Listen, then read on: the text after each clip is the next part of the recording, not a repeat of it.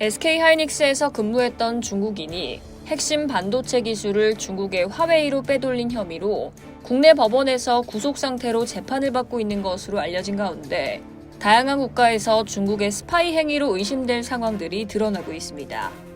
121년의 역사를 가진 스위스 운터바흐의 호텔 로슬리. 알프스 계곡에 자리 잡고 있는 이 호텔의 주인은 중국인 왕씨 부부로 이들은 2018년 약 100만 달러에 해당 호텔을 구입했습니다. 호텔 로슬리는 눈 덮인 산과 인근 폭포를 내려다볼 수 있는 멋진 풍경을 제공하지만 그 뒤편엔 비밀이 숨겨져 있습니다. 불과 100야드만 가면 울타리가 없는 활주로와 마이링겐 비행장이 나오는데요.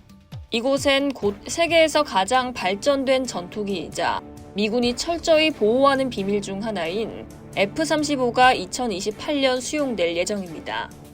스위스는 2028년까지 F-35 36대를 구입하기 위해 66억 5천만 달러를 지출하기로 합의했습니다.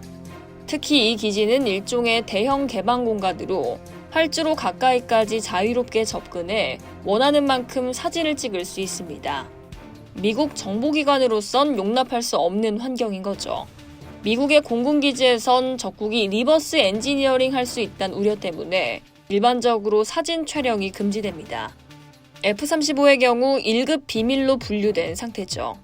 그러나 유럽연합이나 나토에도 가입하지 않은 스위스는 그렇지 않았습니다. 미국과 영국의 국가안보 당국에겐 왕씨 가족이 소유한 호텔 로슬리가 F-35에 대한 정보를 수집하기에 이상적인 위치로 보였습니다. 특히 왕씨 가족이 해당 호텔을 구입한 시기도 의심을 사기엔 충분했습니다. 2018년 미국과 스위스는 중립국 비행장에 F-35를 배치하는 거래를 논의하기 시작했습니다. 1년 뒤인 2019년 F-35는 로슬리 인근 활주로에서 이륙하기도 했죠. 그러나 스위스는 왕씨 가족의 스파이 활동에 대한 구체적인 증거 없이 조치를 취하길 주저했습니다. 결국 미국은 F-35 전투기가 비행장에서 보호되지 않는 한 F-35 전투기를 내줄 수 없다고 압박했습니다. 결국 스위스 연방경찰은 지난해 여름 왕씨 가족의 자택을 급습해 이들을 체포했습니다.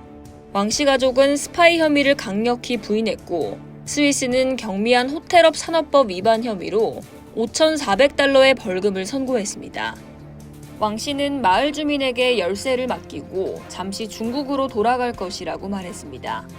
하지만 이후 왕 씨 가족은 흔적도 없이 사라졌는데요. 호텔은 문을 닫았고 이후 스위스 군대가 해당 호텔을 약 180만 달러에 매입했습니다.